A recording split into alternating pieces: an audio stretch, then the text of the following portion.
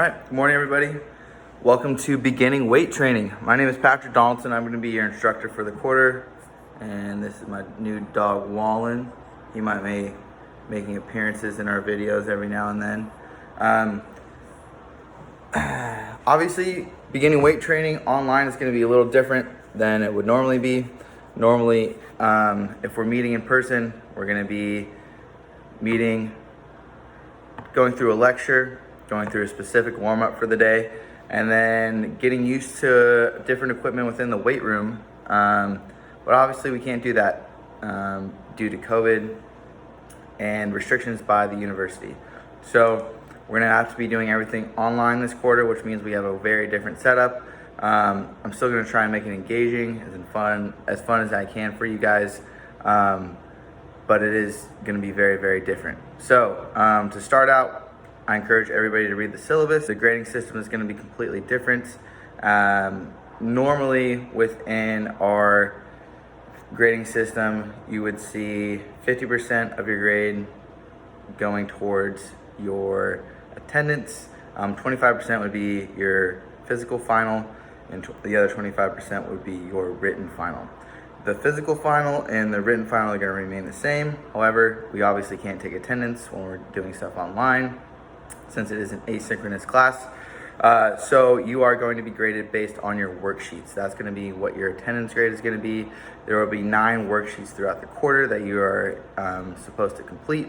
If you miss more than 3 of those worksheets, you will be unsatisfactory for the quarter. Like I said, the purpose of this class is to get you comfortable and moving well within the weight room. I know I have a lot of kinesiology students within this class because it's required for you to take this class in order to graduate. That being said, I do like to use a lot of layman's terms just because there are some people that aren't in the kinesiology program. And so if you want me to get more in depth into subjects, totally fine, shoot me an email. We can talk more and more about these certain subjects. But again, I like to keep things pretty simple for the sake of this class.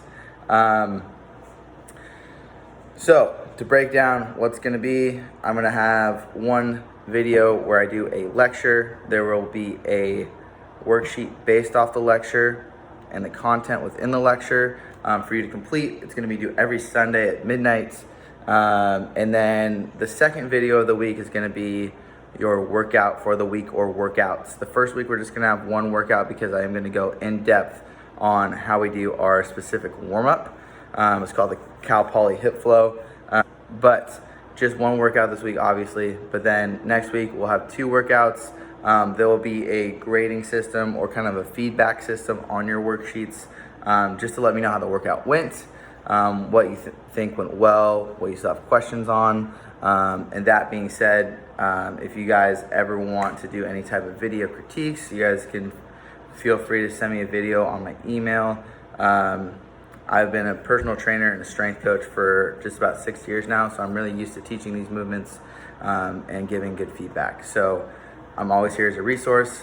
Make sure you guys take advantage of that if you have any questions.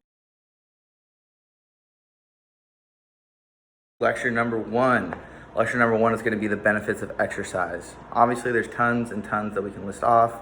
There's just a few that I've written down in order for us to kind of keep on track, and some that I think are super important that aren't as often talked about. The first one is it's just going to make you feel better. Obviously, as we're moving, there's certain hormones released within our brain that actually make us feel a little bit happier. It also has been shown to improve cognitive retention. So there's actually a cool study done out there where they had people work out before they went to class, and they were able to take in the information a lot better, and were able to test better actually in the long run. So I thought that was pretty cool. It decreases your cortisol levels, so it decreases your stress levels. And now we move on to the social aspect, right?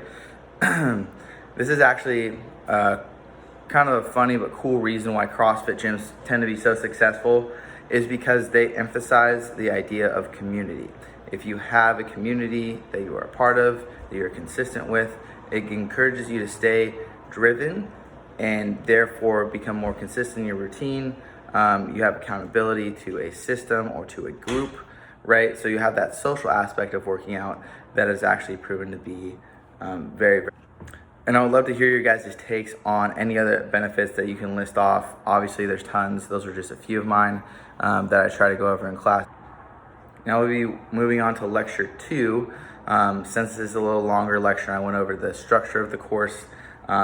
These 2 lectures are going to be a little bit shorter. Expect about a 15-minute video each week though. So we're going to be going over physical activity versus physical exercise and the components within them. Physical activity is defined as any movement that is carried out by large muscle groups. Obviously, that's a very general definition, but we have to think about it almost like in an unconscious sense. So say physical activity would be walking from one class to the other, cleaning around the house. That's physical activity. Anything that you're up on your feet, moving around, moving your limbs, that's going to be considered physical activity. Physical exercise, however, is a little bit different. Physical activity, however, is defined as planned, structured, and intentional movement that requires large muscle groups. Okay, so physical activity does not necessarily benefit physical exercise, although it can if the physical activity is strenuous, and physical exercise itself can actually benefit your physical activity. Say you start running more, it's going to be a lot easier for you to do chores around the house, walk from classroom A to classroom B, and so and so. Under physical exercise, we want to talk about 2 different types of exercise. First one is going to be aerobic exercise.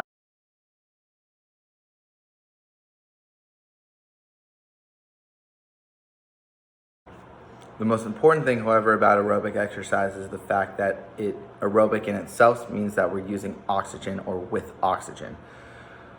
The other type of exercise that we want to talk about is anaerobic, which is mostly what this class should be focused on, but with our setup currently, I do want to be able to give you guys a good workout at home. So we'll be kind of going back training between anaerobic and aerobic systems.